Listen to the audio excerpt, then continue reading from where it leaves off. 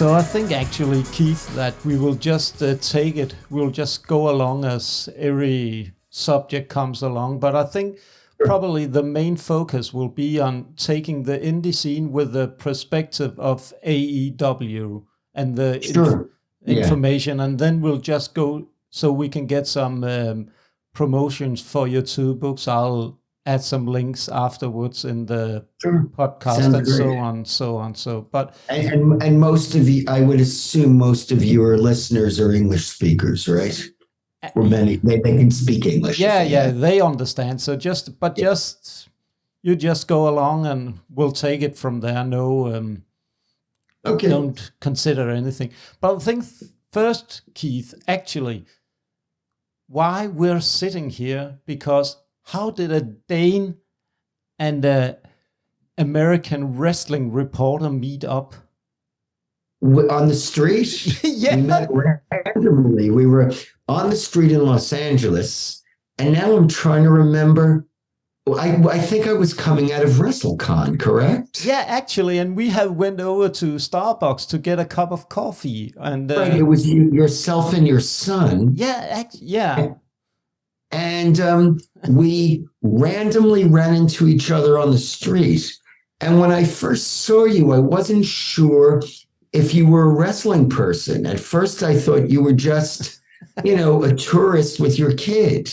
Yeah. And then I was talking to your kid first, if I'm correct. Yeah, exactly. And suddenly, you started laying all this wrestling knowledge on me. Yeah. First I thought you were a tourist. Then I was talking to your kid and I said, oh, the father is just bringing his son to WrestleMania.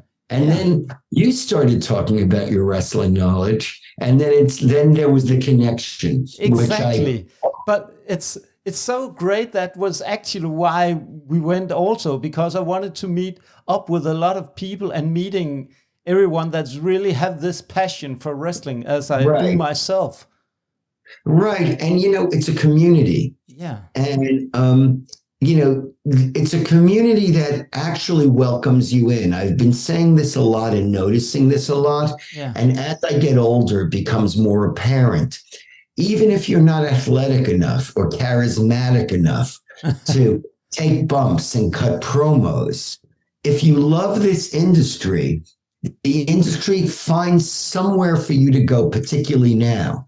And as much as people condemn this age of social media and the internet, because of the internet, you can do a podcast and you and I can connect and see each other's faces. Exactly. When you're in Denmark and I'm in New York. Exactly. And that's what wrestling is probably all about for me, connecting with people with the same passion, because wrestling and pro wrestling in particular is not that big in Denmark. It's a very, very small community and actually also very, very divided. Right. And that was not what that was not what I experienced when I went to Los Angeles at Wrestlecon, because I also saw a lot of people talking together and a lot of the wrestlers talking together cross promotion wise. So yes, and obviously everyone's in the same industry. So I think there is support. I mean, I remember the most recent book I did, which is called Follow the Buzzards, Pro Wrestling in the Age of COVID-19. I remember talking to an AEW wrestler at the time when AEW and NXT were on at the same time. And he said, most of my friends are in NXT. Like, I'm not rooting against them. I want them to thrive and be stars. Exactly. And I went to the hotel where the WWE performers were staying after the second night of WrestleMania. And I saw several AEW wrestlers there. I saw several Impact wrestlers there. I mean, everyone's in the same boat. And, you would hope that most of them are rooting for each other. Yeah, and that's the beauty of experience this kind of WrestleMania week, with everyone coming together. Also, all the other promotions as well, Impact, AEW, GCW, NEW. And then like Tokyo Yoshi, the women's promotion. Yeah. It was just such a joy. But before we just go down this road, could you do a little bit of introduction into for our listeners to who is Keith Elliot? Who is the man behind Too Sweet and Follow the Buzzards? Well, I've been a professional writer since I've been 19 years old. So that was 1978. And I probably started writing about professional wrestling around 1981. And that was just because I was freelancing and it was a topic I knew about. Now, I've never written exclusively about professional wrestling. I've always had other jobs and I've always written about other subjects. Okay. But at the first WrestleMania in 1985, I was doing a story for Us Weekly, which still exists, which is a newsstand magazine in the United States. And I was sitting with the recent editor for the WWF magazine, and Ed Raschuti, he was about 20 years older than me. I was in my 20s. He was in his 40s. And he was a well-traveled, sophisticated guy. He had covered ivory poaching in Kenya, and he had done stories in Iran. And so he was a boxer and a martial artist, and he was trying to assimilate himself into this world of professional wrestling. And as we spoke in more depth, he asked me the question, why don't you start working for us? And that was a life-changing conversation. Yeah, it is actually. It changed everything for you because it changed everything for me because instead of just writing about wrestling, now I was on a monthly retainer for the WWF or now WWE. And so I became enmeshed in that universe. And this was as the WWF was thriving and as Vince McMahon was absorbing other territories and as WrestleMania was getting bigger. And so I spent 22 years writing for their magazines, plural. I also would write, I would do other writing projects for the WWF or then WWE. And then I ended up co-writing several of the wrestlers' books. I co-wrote Ric Flair's book. Mm-hmm. I co-wrote Classy Freddie Blassie's book, and I co-wrote Superstar Billy Graham's book. And even after I left WWE officially, when I was no longer on retainer in 2007, I continued to contribute for their publications, and I co-wrote 2 editions of their encyclopedia. Whoa. When I get interviewed on these A&E biographies on the different, stars, they list me as WWE historian. And I guess that's not entirely inaccurate. But that's a very cool title, actually. It is. There's not many that can call themselves a WWE or WWF historian. Yeah. I guess so, although there are plenty who are walking around, who were at Wrestlecon just like we were. Oh. And I certainly don't pretend to have more knowledge than certain fans I meet. And, you'll find that certain fans are partial to different eras. And so, you can, I think we all, I saw your son, and you and I may have even had this conversation in Los Angeles. I think we all romanticize the wrestling we started watching when we were maybe 11 years old. Exactly. So it looms as the greatest era of professional wrestling. And recently I was interviewed on a podcast, and the guy said to me, well, we're about the same age and we're both from New York. And we were fortunate to grow up in the best wrestling territory at the best time. And it's like, that's because we were kids at the time. Yeah. If you grew up in, in say Pascagoula, Mississippi at the same time, instead of talking about Bruno Sammartino, you'd be talking about Cowboy Bob Kelly. It all depends upon where you grew up and how old you were. And if you grew up in the 1990s, as many of my friends have, you would be romanticizing The Undertaker. I mean, there's the story when the Crown Prince of Saudi Arabia wanted to do a show, if the story is true. He apparently requested Yokozuna and the Ultimate Warrior, and somebody had to delicately tell him that they were deceased. Yeah, but I've heard that story as well. But I think, like, when someone looks at wrestling as you're telling it, it's like we're remembering the fairy tale from our childhood. Yes, it's a connection to childhood. Yeah, it's and actually, when the rest. Yeah, go ahead, please. No. It's actually when we do that, it's like we remember the good things because that was when everything was much better.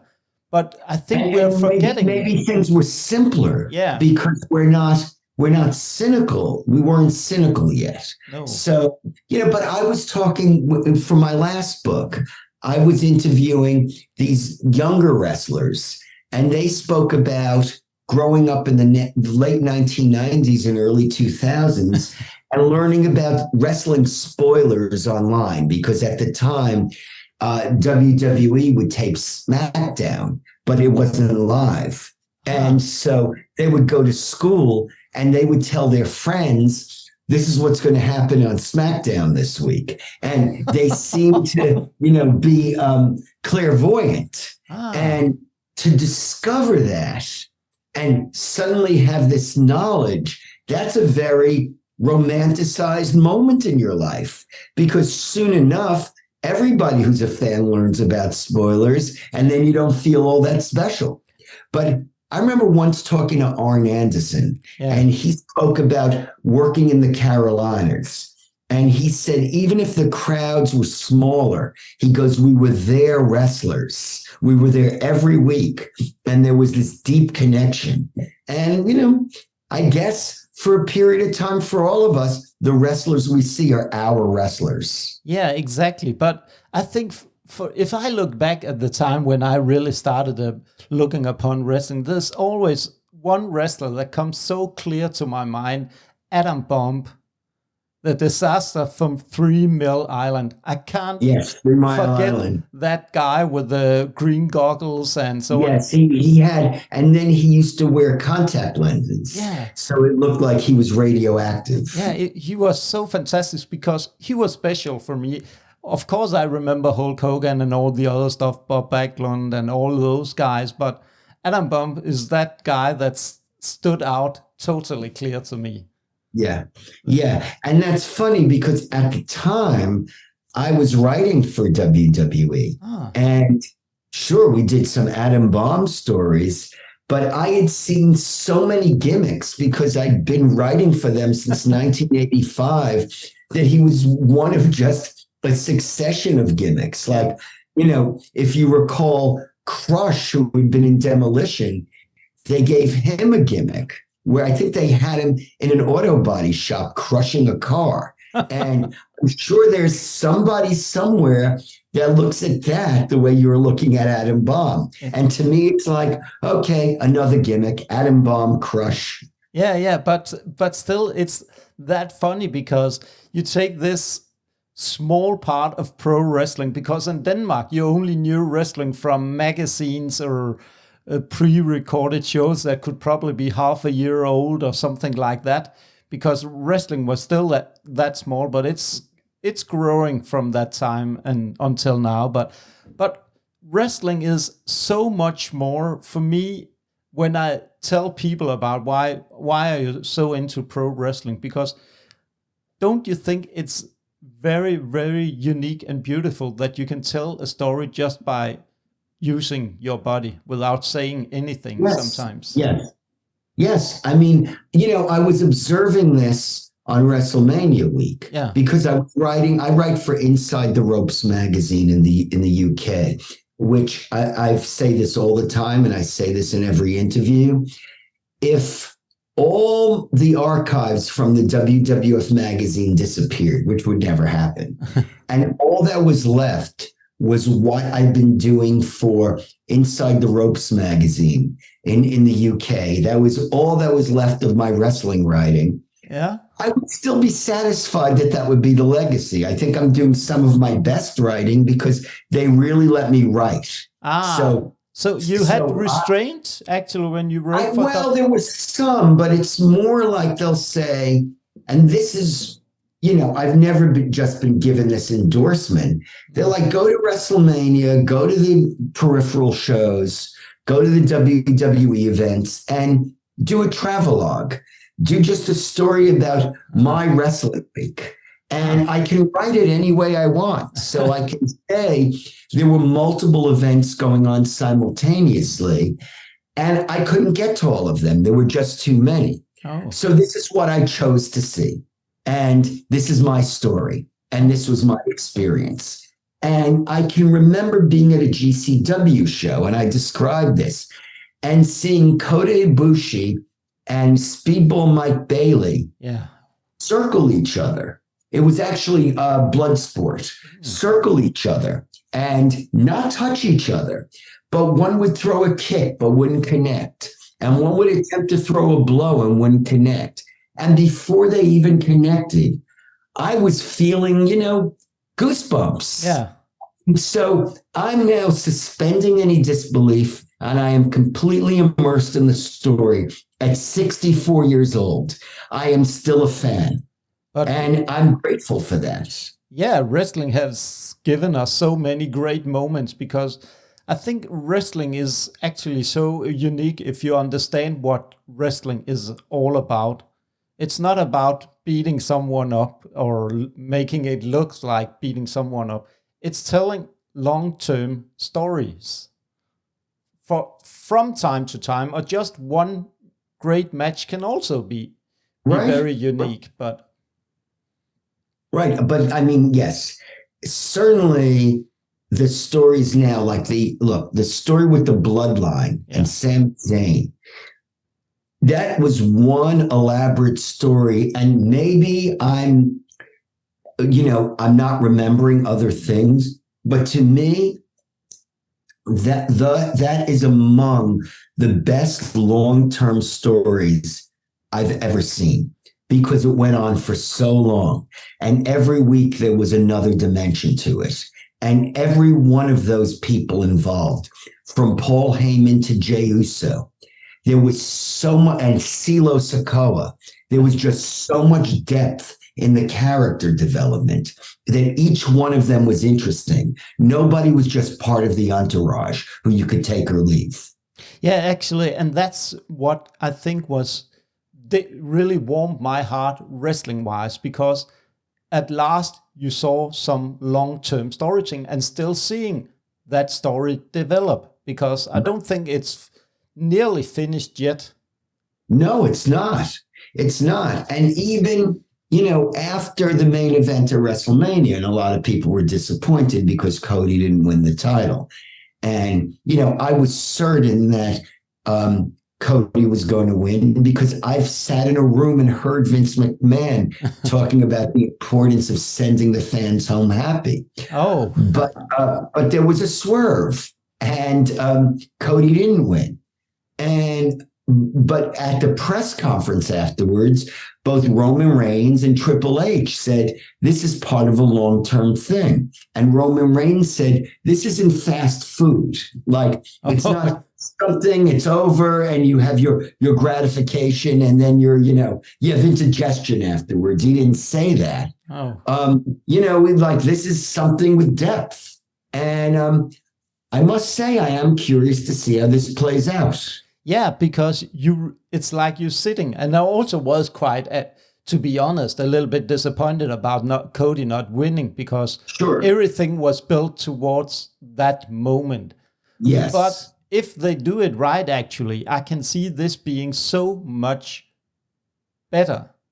If they give Cody the right storyline going forward to finally climbed the unclimbable mountain. That's right. Which name is Roman Reigns.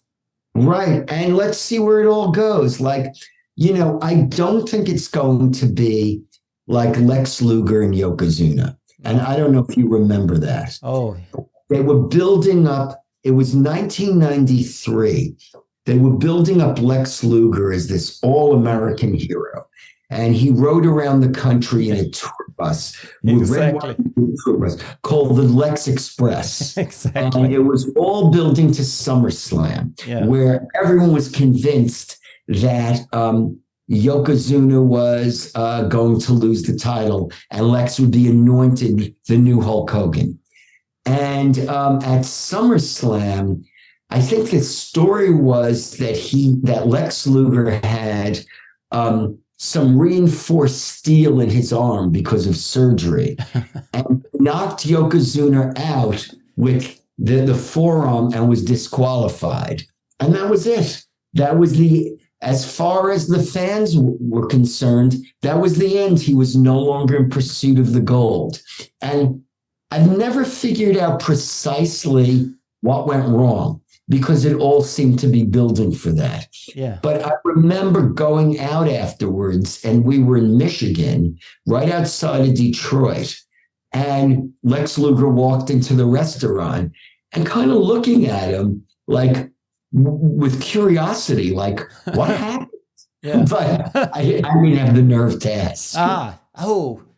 And you're not thinking, I should have asked him.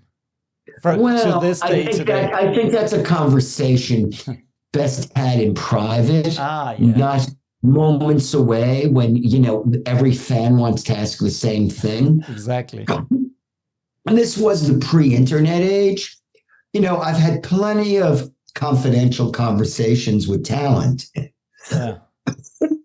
One thing I never quite learned either. When I was growing up in New York City, the Worldwide Wrestling Federation champion, before it was WWF, it was WWWF. Yeah. And then Vincent Kennedy McMahon, the son, trimmed one of the W's when he purchased the company from his father in 1982. But the champion was Pedro Morales, and for a period of time. And then Pedro Morales lost very suddenly to Stan Stasiak. I've since read that Pedro was popular in New York, but there were certain cities. At the time, believe it or not, it was considered radical to have a Puerto Rican champion. Oh, yes. It would be, I guess, the equivalent of, a migrant champion in parts of Europe now. Even though Puerto Rico is part of the United States, I mean, they're a commonwealth of the United States. Bruno Sammartino had been our ethnic champion, and he was Italian, and that was a little more mainstream. And so there were certain cities where allegedly people did not rally behind Pedro Morales, and a decision was made to give the championship back to Bruno. But there had to be a villain to take the belt from Pedro. And I believe they were in Philadelphia, and Stan the Man Stasiak pinned Pedro very quickly. Everybody left. No one announced the finish. And the next week on TV, Stan Stasiak had the belt. And I was interviewing Pedro Morales when I worked for WWE's magazines, like it was a Where Are They Now story. Yeah. And we were at his home in New Jersey, and we were having a great conversation. And I said, what was the full dynamic of what really went on? And he said, right now you're doing a story on me for WWE. There's a long story behind that. How about one day you come back here, you won't be working, you and I will go out to lunch and I'll tell you everything, just as a friend. And I'm like, wow, Pedro Morales is going to tell me that. And then, of course, I became busy. Yeah. Never got around to it. And now Pedro Morales is deceased. So I never found out from Pedro's point of view the full story. Yeah, because there's always, and that's actually the difficulty of today, because there's so many aspects when you hear stories going around the internet and so on. There's so many guessing, and there's so many internet experts that knows exactly what is going to happen in wrestling. Yes. Well, everyone says they know what's going to happen.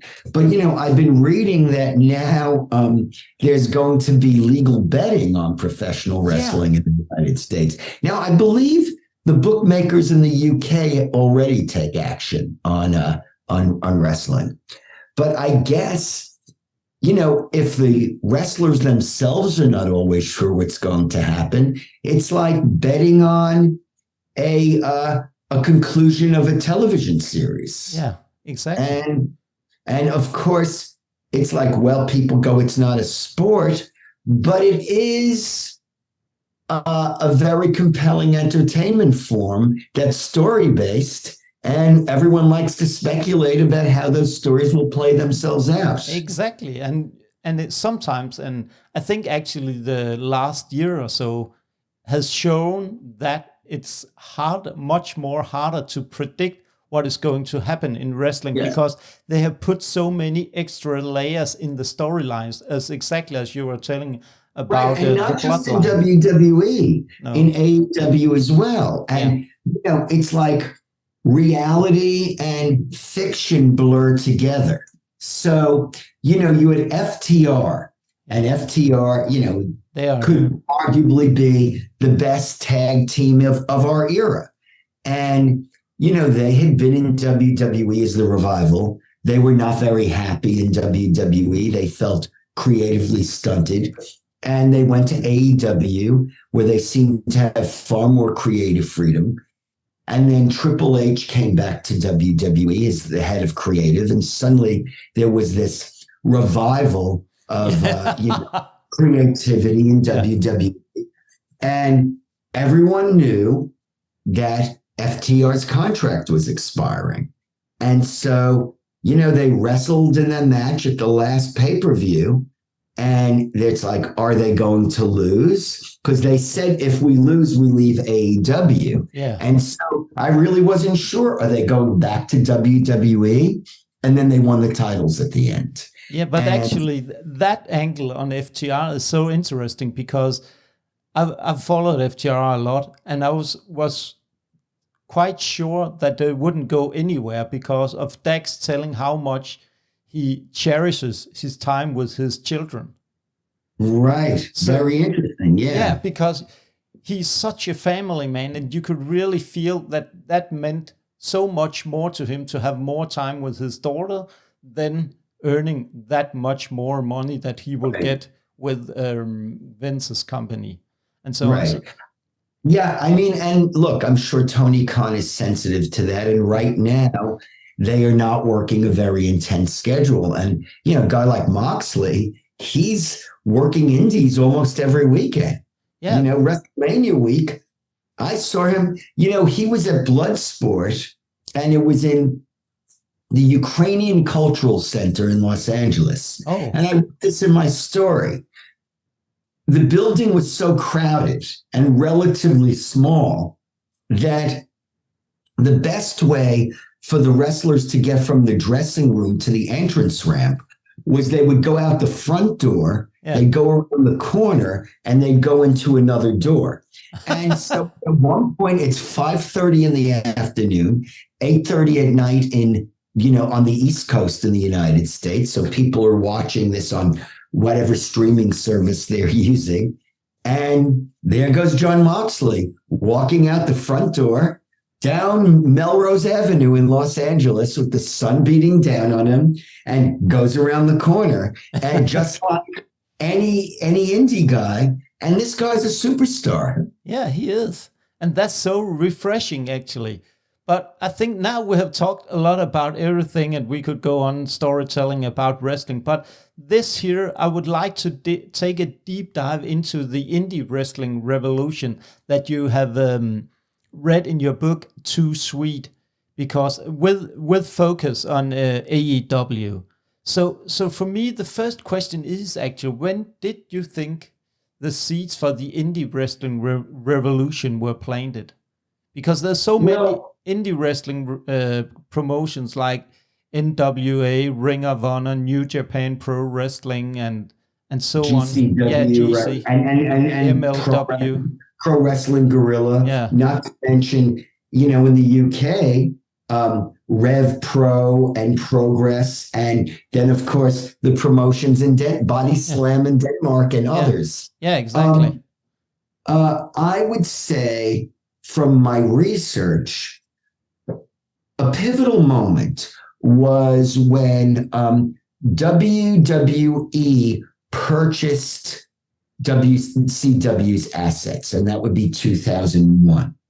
And that created this great void because, at least in North America, there was no competition anymore.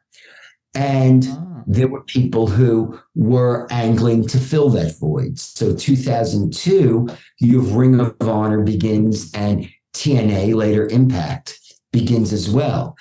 And wrestlers who were around at the time said if you'd go to what would be an indie show, it would be a former WCW or ECW or WWF star, as the headliner, or one or two of those guys. And then a lot of training school guys, a lot of young guys. And that wasn't immensely satisfying because I remember going to some of those shows. But then as the years progressed, you had people who became stars on the indies who weren't signed yet. And so I saw a young El Generico, which is Sami Zayn, wrestle in a mask in New York somewhere. I saw Ricochet wrestle. And so these people were stars in their own right, and they had followings, people who followed indie wrestling. So now suddenly there was this great attraction to not among the mainstream fans. The mainstream fans had never heard of these guys, but among the hardcore fans to certain indie personalities.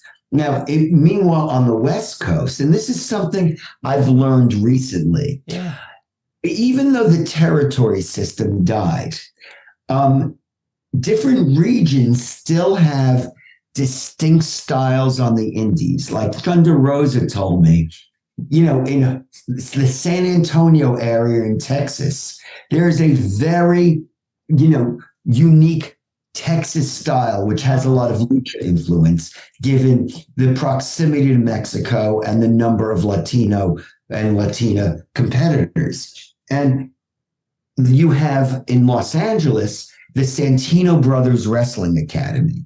And that has produced numerous people who later became stars. And again, that's a combination. You have some Japanese influence because it's the first place the Japanese can land in the US, the West Coast. You have lucha influence. And then you also have American pro wrestling influence. And Pro Wrestling Guerrilla, or PWG, which was initially owned by a conglomeration of wrestlers, including Excalibur, who's now an AEW announcer. They were bringing in wrestlers from everywhere. They were bringing in wrestlers from Australia. They were bringing in wrestlers from the UK. They were bringing in wrestlers from Japan and the best indie stars. And suddenly, Kevin Owens and Sami Zayn spoke about this after they won the titles at WrestleMania at the press conference. They spoke about, like, in those days when cell phones were very primitive, they would land in LA, but their cell phone service wouldn't work because once they left Canada, they couldn't call anybody. And they were supposed to be picked up at the airport, and they'd be waiting around like, do these people know we're here? Do they know our plane landed? Are we going to get a ride? Exactly. Are we in today? But PWG then became, I think, perhaps the most fascinating promotion in the world because they didn't distinguish where anyone was from. Like if you were, I remember Excalibur telling me, like if you were wrestling in Wellington, New Zealand, and you had a killer match, as YouTube took root, it's like a month later, you could be in PWG. And if you were in PWG, maybe William Regal would be there scouting, and then you'd be in WWE. Or maybe someone from the New Japan Dojo in Los Angeles would be there. And your career could just skyrocket instantly. Oh, that's quite interesting that the seeds were planted so early because as you look by, a lot of my knowledge is, of course, some of the larger promotions. Like, I'm not that fond. Do not have that much knowledge about PWG until recently, because I've heard so much about it, Battle of Los Angeles and so on, all those good stuff that they're producing. But how do you see the timeline from PWG going forward? Because I would like to take it until All In and the story behind All In coming together. I would say 2012 was a pivotal year. Yeah. You know, it starts in 2001, but it still takes 11 years for indie stars to be built up. And suddenly it's no longer old WWE headliners and, you know, a couple of green training school guys. Yeah. Now you have indie stars. And people are coming out specifically to see them. And that takes more than a decade because things evolve slowly. And then now you go forward another decade and All In comes to pass. Yeah, now, but can you take all the story that before All In, all that thing that well up to now that? you have Ring of Honor. Now Ring of Honor is getting the best wrestlers in the world, and they make a deal with CMLL in Mexico and with New Japan. So now those guys have a landing point when they come into the United States. Now they're a destination. Now at the same time, you have the Ring of Honor guys, some of them have a clause in their contract that say, I must be allowed to wrestle for PWG or I'm not signing my contract. Okay, cool. You have WWE starting up a performance center and they're, procuring the services of guys who've been stars on the indies. They're trying to train them in a WWE style, but there's still an acknowledgement that the indies are vibrant. And then, like I said earlier, you have in the UK, Rev Pro, and you have Progress. And so there are indie scenes everywhere. Like Excalibur told me at one point he would live in LA, work as a graphic designer, and he was working every weekend in the Philadelphia area in those promotions. There's a whole series of promotions in New Jersey and Philadelphia. I see we have a minute and 33 seconds. Yeah, exactly. We've just switched to the other one. So should we log off and then we'll pick up on it?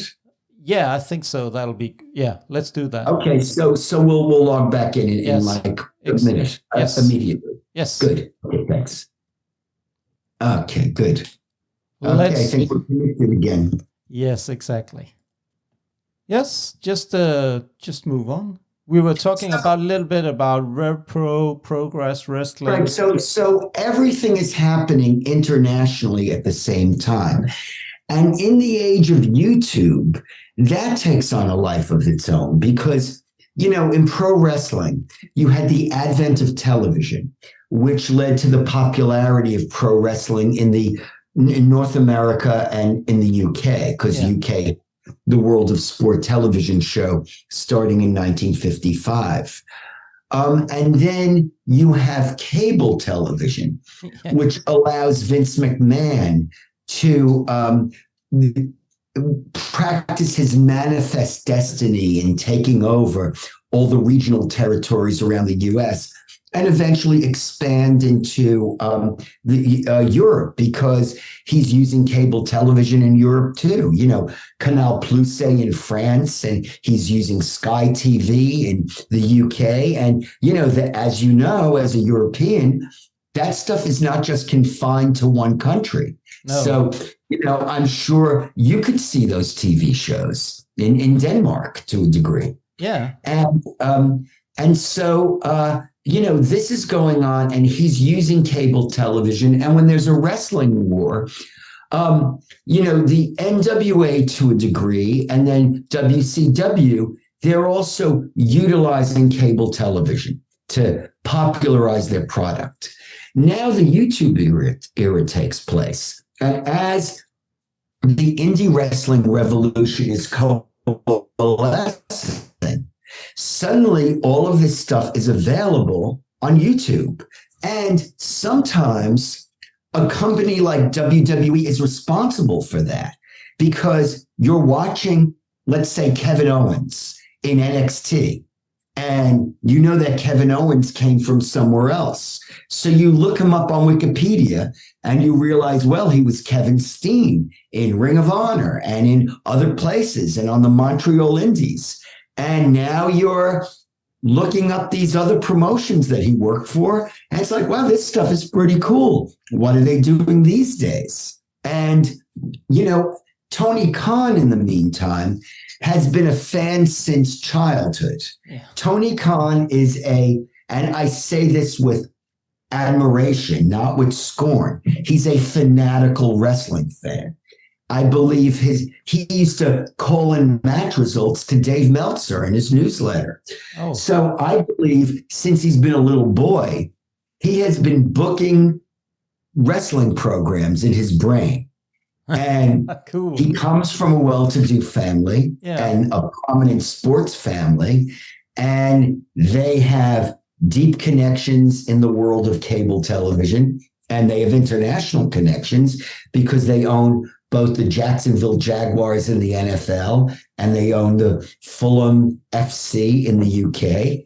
And he decides to poach the best indie stars. Yeah. And first he makes them executive vice presidents. He gets the Young Bucks. He gets Kenny Omega. He gets Cody Rhodes, who was known as at that point as the Indie Prince. And he also gets teams like SoCal Uncensored. And he takes Hangman Adam Page. And he says, let them all come to me. And maybe I can start a promotion. But the start of that is All In, which allegedly begins on a bet from between Cody Rhodes and Dave Meltzer. And what year would All In have been? 2018 or 2017? I think it was 2017. I think it was. Yeah. And, you know, I think Dave Meltzer, and, you know, this is something like Dave Meltzer's contribution to all of this should never be minimized. No. There's never been a Dave Meltzer anywhere in you know, where not only Brian Solomon, who wrote the great book on the original Sheik, has said to me, not only has Dave Meltzer written more words about professional wrestling, he probably has written more words about any topic because he has a weekly newsletter where it's like 9-point type, literally. He says no indie promotion can draw more than 10,000 fans ever in the United States. And Cody Rhodes says on Twitter, I'll take you up on that, Dave. And so it's Cody and the Bucks, and they start planning this indie super show. And it takes about a year to plan. Yeah.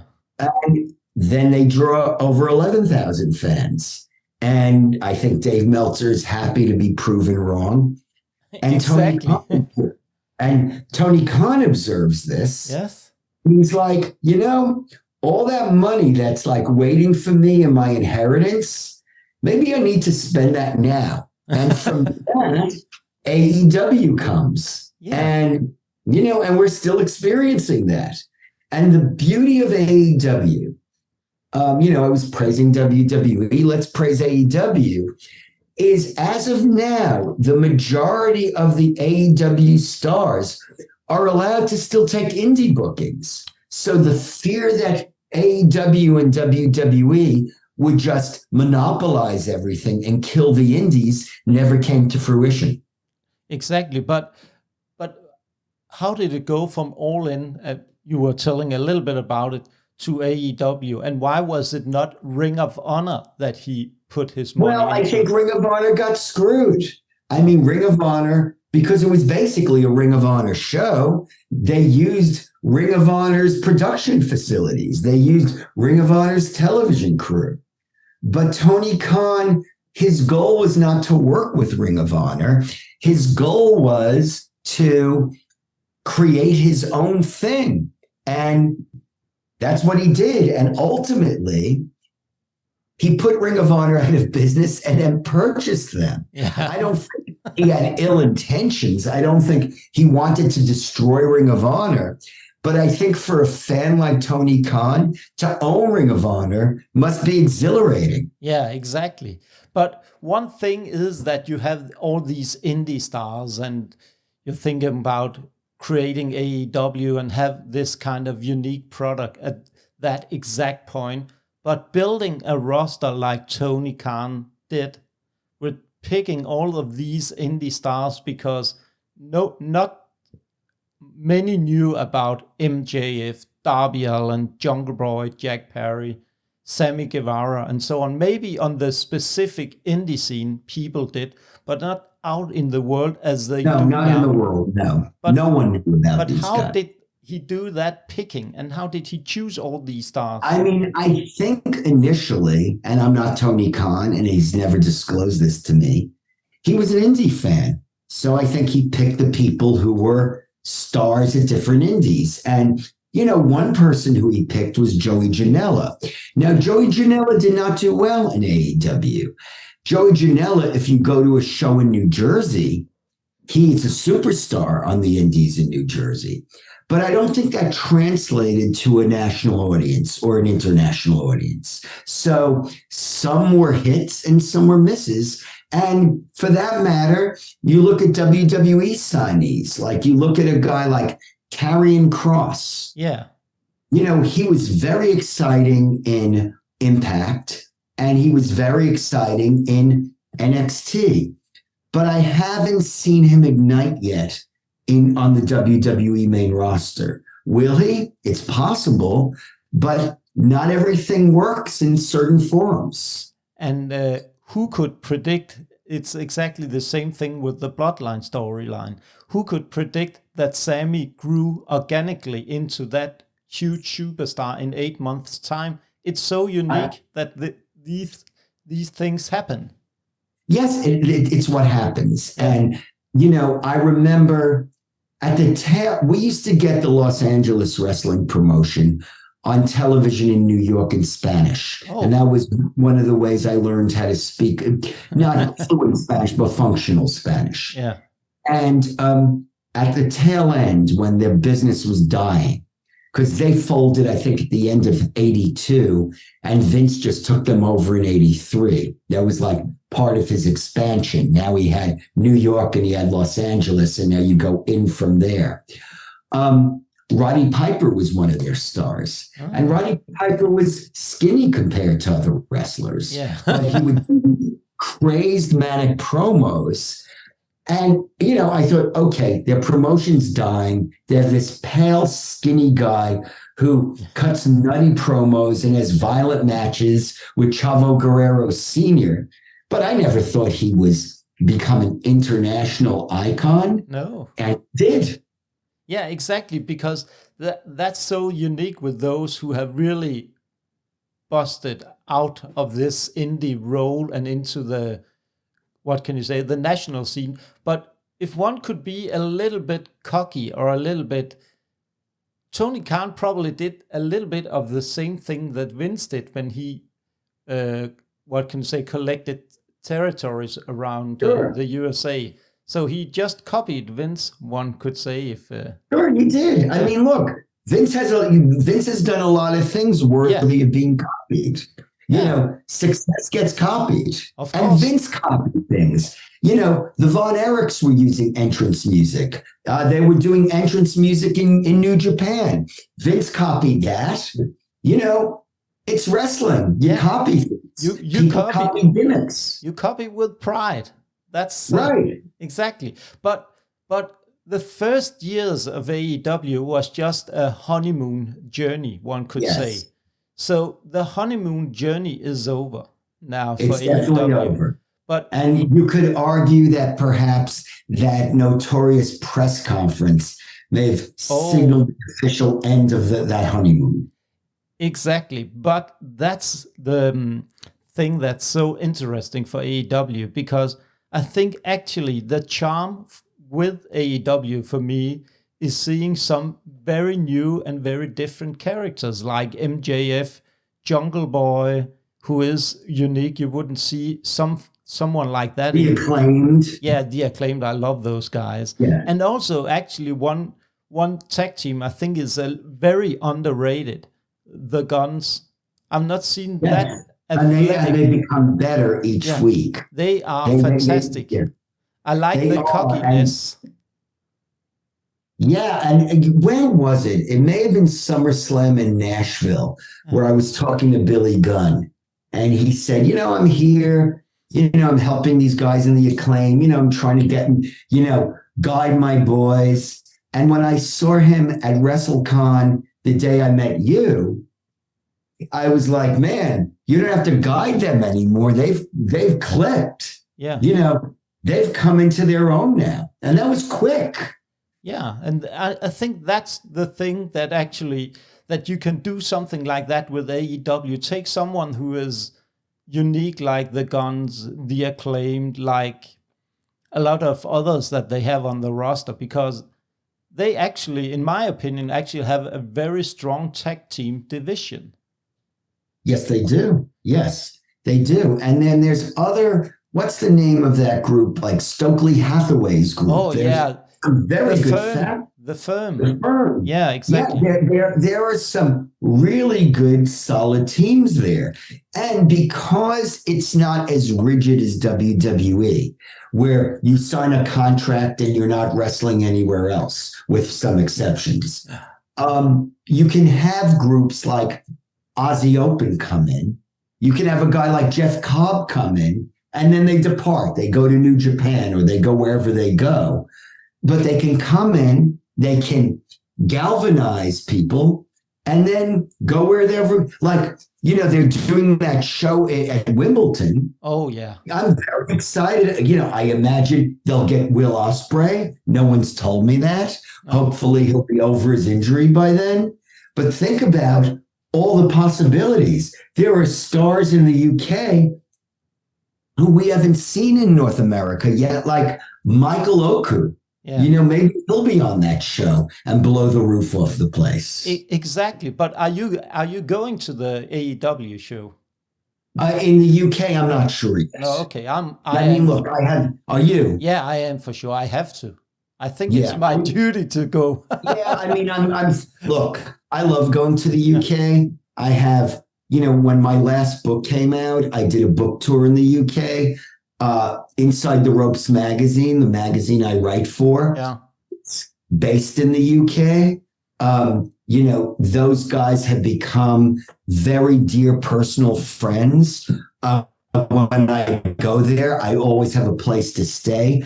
I have friends that I can socialize with all week long. And then I have other friends in the United Kingdom and in Ireland. I grew up in Queens. I have a lot of friends who I made in the 1980s when we were in our 20s who were Irish immigrants, and they're back in Ireland now. They raised families there. I'm friends with their children now. And so I love going over there because I have deep connections in the UK. And so any excuse I can get to go there, it's also as a wrestling fan, and we were talking about like being with other people who are in your tribe, it's an excuse for me to hang out with people like you and hang out with my friend in Germany who's a big wrestling fan, because they may not be able to make it to the US, but they will make it to the UK. Yeah. But I actually think that's one thing that when I experienced going to WrestleMania, it is actually, once you've tried it, you have to go back. Yes, you do. And I will for sure. It's not the last time that I'll be going to the States to watch WrestleMania for sure. Right. Now, what did your son say about WrestleMania? Oh, he was blown away. Yeah. I want to go back. Should we go next year? He was asking me when we came back home. And how old is he now? 11. Yeah, 11. So it's a perfect age. Yeah, it's a perfect age. It was, and the one thing that's actually made a very big impact on him was the way the wrestlers are towards children. Because what's that? Yeah, they were so open-minded towards children, talking with my son. And when we were at the FTR podcast recording, they took him up out on the scene afterwards to take a picture and so on, without me They've even always have to been that. ask. Yeah, but that's not what we are used to in Denmark. It's so different culture-wise. Yeah. But it was such a joy to experience. But, you know, I went to, and obviously my feelings, I don't like to make political statements, but let's just say the American invasion of Iraq was not America's proudest moment. No. How about I say that? Yeah, that's a good way to say it. I think that's a fair, objective thing to say. But I did go over with WWE to Iraq in 2004, I believe. Yeah. And, you know, even though whether you approved or disapproved of the war, there were still men and women in the military who were, right or wrong, sacrificing their lives. Exactly. And I observed every wrestler, from The Undertaker to Kurt Angle, you know, to JBL, just after they performed, going into the audience when the show was over, sitting down and just the big show, just hanging out with these guys. Oh. And I do think there's a blue collar aspect to professional wrestling, maybe because it is a sport that's a pseudo sport or not always embraced the same way as the NBA. You know, but the wrestlers do make themselves, as a rule, accessible. And when I did the indie wrestling book, and I can't remember who told me this, somebody said, well, it saddens them because on the indies, someone will be a heel and then they go out and sell merch and then they'll hang out with fans. So it kind of kills the gimmick.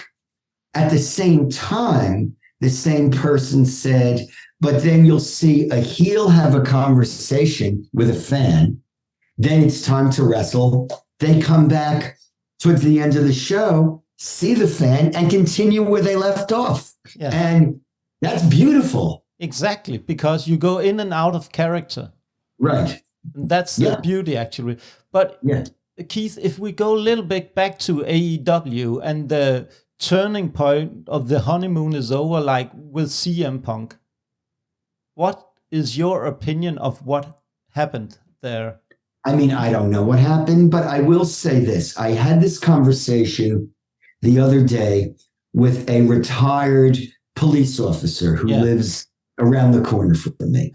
And he said, you know, when you're a cop, when you're a police officer, you get into physical altercations with other cops. Yeah. But if there's a robbery, you still run into the bank together and cover for each other. He goes, I don't think whatever happened between CM Punk and the Elite is so, you know, so horrible that they can't work together again. Exactly. And if AEW is going to be in the UK, they need all the star power they can. And I would say CM Punk still has a great deal of star power. He has a huge draw, like him or not. And you can actually see they have started building up to the UK show. They drew out Jeff Hardy. Yes. And you know, when they start doing that, they waited until Mania. You say Switchblade, which was a huge feather in their head for Tony Khan, I think. Yes. And he will be a perfect heel because they need someone who is strong, has so much charisma, character to go up and against. Keith Robinson's very charismatic. I love him. I love that guy. Yeah. He's so fantastic. And I talked a little bit with him on Wrestlecon. The way I just love his accent, his cockiness. I said, his face, his facial expressions. Yeah, I said, Juice, please stay like Juice Robinson. Because I don't want you any other way. And I think actually Jay White will help him elevate into the roster. Yes. Now, this is the thing. So you mentioned AEW started out and it was a honeymoon period. Yeah. Then suddenly the fans who were worshiping AEW turned on AEW, which will happen if Vince McMahon stays out of Triple H's business. Right now, everyone is enamored with Triple H and what he's been doing, and reasonably so.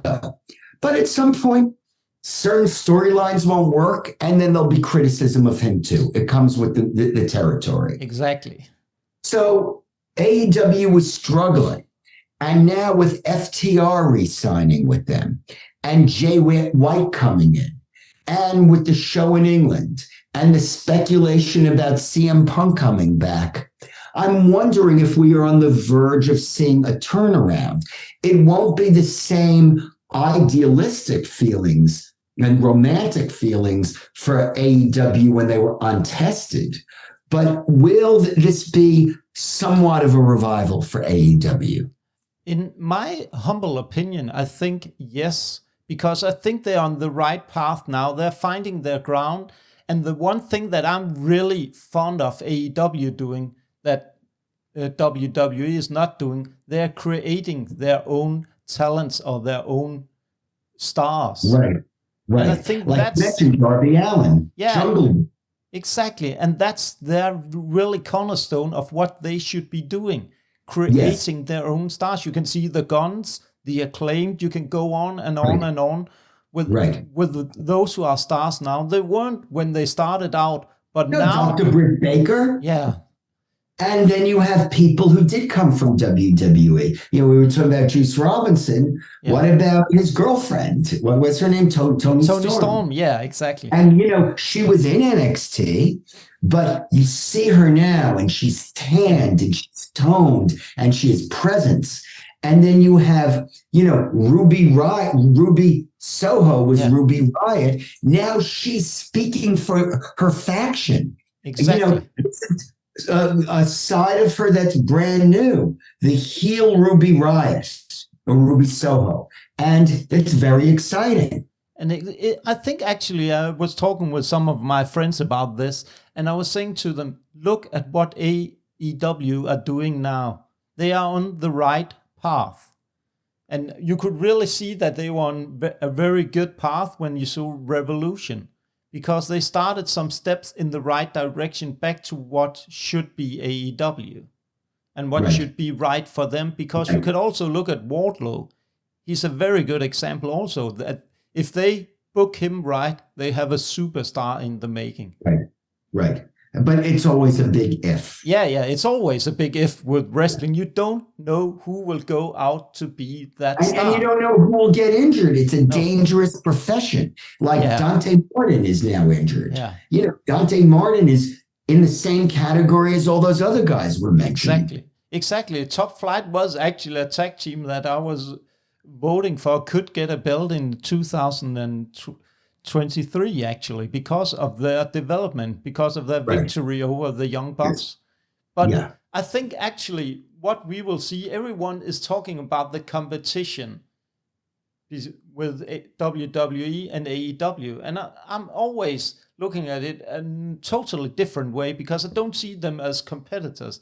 I see them representing two different kinds of wrestling. Yes. And I also feel that just like you go to WrestleMania week and you're also supporting indie shows, that doesn't mean that you're rejecting WWE. They can complement each other. Exactly. When I was reading Ric Flair's book, sometimes he would say, I don't understand, how can you appreciate my legacy when you grew up in New York as a Bruno Sammartino fan? And I would say, because you can be a Bruno Sammartino fan and a Ric Flair fan. Yeah. It's not one or the other. So it's not AEW or WWE. It's not GCW or Tokyo Yoshi. You can appreciate, we're wrestling fans. Yeah, exactly. And we just love the product. We love everything about wrestling. Right. And it's like, I so much also enjoy when I go to these small indie shows in Denmark. There's 200 people in a little basement with a ring where they stand so close together, and each wrestler is coming out with a passion or trying to reach the audience. And that's right. And we have photos of those in my latest book, Follow Buzzards, Pro Wrestling in the Age of COVID-19.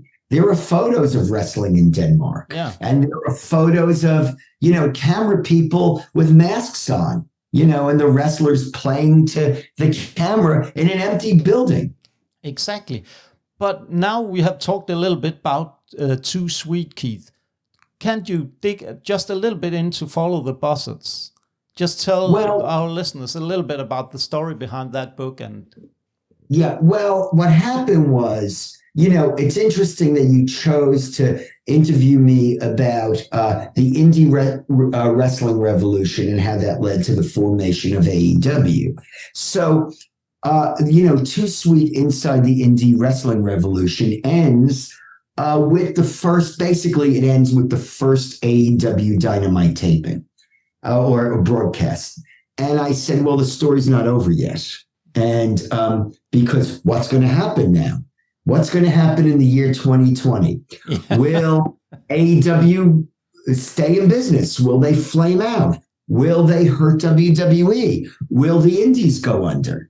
And so I said, there has to be a sequel. And my publisher agreed. I'm very fortunate at ECW Press in Canada. Michael Holmes, who's the executive editor, is he's a wrestling fan like we are, which is very rare. And so I was going to work on a book about the year 2020 in professional, first year of AEW, and what happens to the indies. And then COVID happened. And when COVID happened, I realized, no, it's going to be a COVID book. It's going to be Pro Wrestling in the Age of COVID-19. And I thought, it's the year 2020, and now it was ending, and then the vaccines had been developed, and people were going to get the vaccines, and I thought, maybe I can make it nice and neat. But there were still COVID restrictions in 2021, and there were still people missing shows because of COVID. And so the book goes from January 1st, 2020, with all the idealism that was attached to pro wrestling at that moment, the first time in 2 decades when there's been actual competition in North America, to January 1st, 2022. And it's mainly about how pro wrestling adapted to COVID. How you had this surreal WrestleMania I think Dolph Ziggler said that when I saw him in LA on a closed soundstage. Like there was that storyline where he was trying to him and Sonya Deville were trying to undermine Mandy Rose's romance with Otis. With Otis. Yeah. And then at WrestleMania 36, they thwart the villains and they kiss.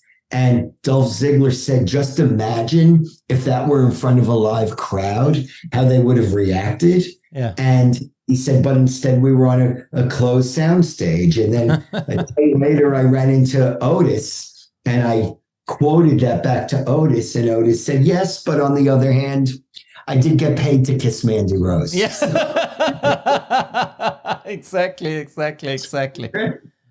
But I think actually it was the charm, because I could remember I was actually the first show that I was going to under COVID was a body slam show in Copenhagen with the masks on and so on. It was so strange to see the refs with those masks with the on. Masks, yes.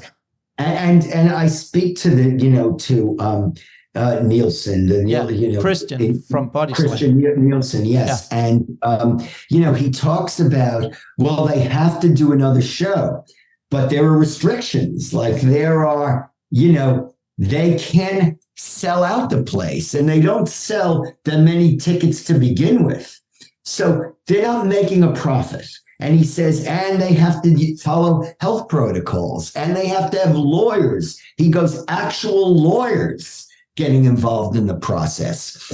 But if you've dedicated yourself to producing a wrestling product, well, that's what you needed to do. Yeah. Just like if you owned a restaurant and you had to sell the food over a counter for takeout. It's not ideal, but if you want to stay in this, you make these concessions. Look, New Japan, I think just within the last few months, they finally are allowing fans to cheer again. Prior to that, there was the belief like you can't release that bacteria into the air. Oh, it was a crazy period.